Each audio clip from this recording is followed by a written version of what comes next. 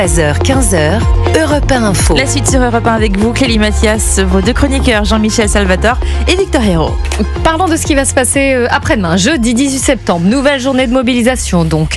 Les services de renseignement évoquent une menace hybride, alors, c'est-à-dire des actions de coups de poing dès la veille au soir, d'ailleurs, ou tôt le matin. Une partie syndicale constituée de cortèges classiques, des manifestations, des défilés, et une séquence même plus politique, avec tous les guillemets possibles, emmenée par des militants de la France Insoumise notamment. Alors, si le 10 septembre, Bloc Ontout n'a pas été couronné de succès, ça risque d'être différent après-demain. Que voyez-vous derrière ce mouvement-là, Jean-Michel Salvatore? Moi, j'ai tendance à penser que c'est un mouvement assez classique au fond. C'est une grève interprofessionnelle, comme il en existe beaucoup. Le 10 septembre, c'était en fait une journée sans mot d'ordre particulier. Là, on a les syndicats qui sont à la manœuvre. Mais quel est le mot d'ordre? Alors le mot d'ordre, c'est que les gens ne veulent pas les sacrifices qu'on veut leur imposer pour régler le problème de la dette en France. Et on ne sait pas encore, puisque le gouvernement a chuté. Alors, oui. On avait une petite idée avec François Bayrou, là, maintenant. Oui, mais enfin, on se doute quand même que même si les 2 jours fériés ont été supprimés, il y aura quand même beaucoup de mesures difficiles. Et au fond, moi, ce que je trouve vraiment très inquiétant dans ce mouvement, si vous voulez, c'est que, au fond, le sentiment d'injustice est incroyablement partagé par les Français. On est un pays quand même qui redistribue énormément. C'est en France qu'on paye le plus d'impôts en Europe. Il y a 55% de la richesse qui est redistribuée. Vous avez 55% des Français qui ne payent pas l'impôt sur le revenu. Et malgré tout ça, vous avez des Français, dans leur grande majorité, qui ont le sentiment que les sacrifices seront répartis d'une façon injuste. Et on le voit d'ailleurs aussi sur la taxe Zuckman, qui est une taxe qui a été imaginée par un économiste d'extrême gauche. Mais il y a un sondage de l'IFOP qui montre que 84% des électeurs des Républicains,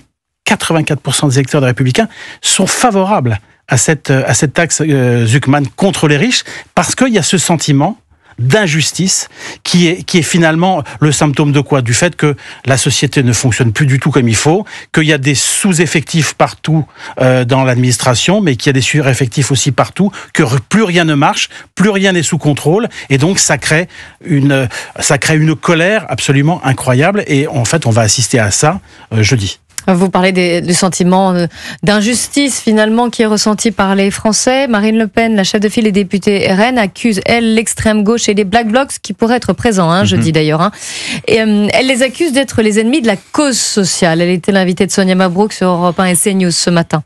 Depuis des années, toutes les revendications sociales, toutes les manifestations sociales ont été investies par l'extrême gauche et par ces éléments les plus violents que sont les Black Blocs, qui ont réussi d'ailleurs à les pourrir. C'est pour ça que les pires ennemis ont été de la cause sociale. Ce sont les Black Blocs et l'extrême gauche. Parce qu'ils donnent de ces revendications qui peuvent être légitimes une image absolument déplorable, et surtout, ils créent le chaos dans notre pays en s'attaquant notamment aux forces de l'ordre qui n'en peuvent plus d'être les victimes expiatoires, en fait, des politiques menées dans le pays. Victor Hérault. Ce n'est effectivement pas aider la cause sociale que de prétendre de faire croire ou de mettre dans la tête d'un certain nombre de personnes que l'État est capable de faire des chèques à absolument tout le monde, de pouvoir aider tout le monde, et que si on commence à un petit peu serrer la ceinture ou expliquer qu'il y a un problème de fond ou de répartition de cet argent-là, c'est qu'on essaye de faire de la casse sociale. Je pense que là, si vous voulez, il faut comprendre que notre système social, qui est une exception mondiale, on est le seul pays à avoir un tel modèle social, est un fragile équilibre qui est en train de complètement, pardonnez-moi l'expression, se casser la gueule. Mais il faut le dire comme ça l'est. C'est en train de se casser la gueule. Si on continue comme ça, plus personne n'aura rien. Il n'y aura plus d'argent. On ne pourra plus rien faire. Donc c'est un débat qu'il faut avoir intelligemment. L'État ne peut pas payer tout le monde n'importe comment. Il faut simplement équilibrer les comptes et voir comment on flèche, voir s'il y a des perditions d'argent inutiles et rééquilibrer tout ça, comme un ménage pourrait le faire d'ailleurs. C'est-à-dire qu'un ménage ne peut pas être généreux avec tout le monde autour de lui et dépenser de l'argent qu'il n'a pas. D'abord, il gère ses propres finances et ensuite, il peut se permettre d'aider ses voisins. C'est comme ça que ça marche. Et j'ajoute un dernier point. que la rue n'est absolument pas le meilleur élément pour pouvoir régler ces questions-là. Moi, je ne suis pas un homme de la rue, je suis un homme du débat et du vote. Mais par rapport à ce que disait Marine Le Pen, vous l'avez entendu, elle dit voilà, les Black Blocs, l'extrême gauche et toutes ces violences sont... Non, mais surtout, c'est contre-productif pour ceux qui ont un mécontentement et qui veulent le faire savoir aussi. Ils phagocytent ces mouvements-là. Mais d'ailleurs, je m'en remets au mouvement du 10 septembre qui, à l'origine, était un mouvement contre la pression fiscale qui disait, c'est-à-dire cette majorité silencieuse, qui est d'ailleurs peut-être minoritaire démographiquement, mais qui paye pour tout ce système branlant que j'ai évoqué tout à l'heure, c'est-à-dire les actifs qui payent des impôts.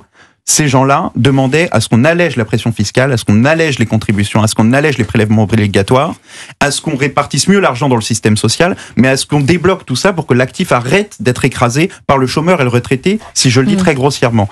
Là, si vous voulez, on est en train d'entrer dans un débat où ce sujet du 10 septembre a été phagocyté par une extrême gauche qui a demandé l'exact inverse, c'est-à-dire plus de prestations sociales, plus d'aide, plus de machin. Donc, si vous voulez, ça n'est plus possible. Il faut expliquer que ça n'est plus tenable, mais il faut en discuter plutôt que d'aller dans la rue avec des slogans idiots. Il faut en discuter, parfois même s'engueuler sur ces sujets-là, et puis voter. C'est comme ça que ça marche une démocratie. Alors, il faut en discuter. Les services de renseignement ont relevé une montée en tension des discours, dont certains avec une tonalité, pour le 18, insurrectionnelle.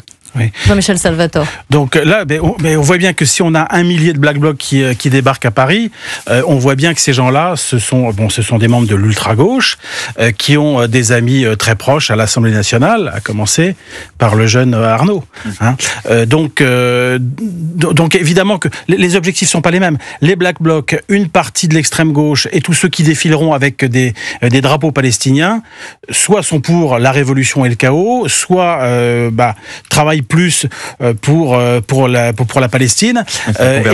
Et c'est la convergence des luttes. Et puis ensuite, vous avez le gros des troupes qui vont être encadrées par les syndicats qui savent faire, par la CGT, par la CFDT, par Force ouvrière. Là, vous avez des revendications assez classique, mais il faut quand même reconnaître, si vous voulez, que ce sentiment d'injustice, il se nourrit aussi du fait que les gens ont quand même le sentiment que le pays est en train de s'affaisser, et les gens voient bien aussi que, en termes de pouvoir d'achat, ils ont perdu énormément en plusieurs années.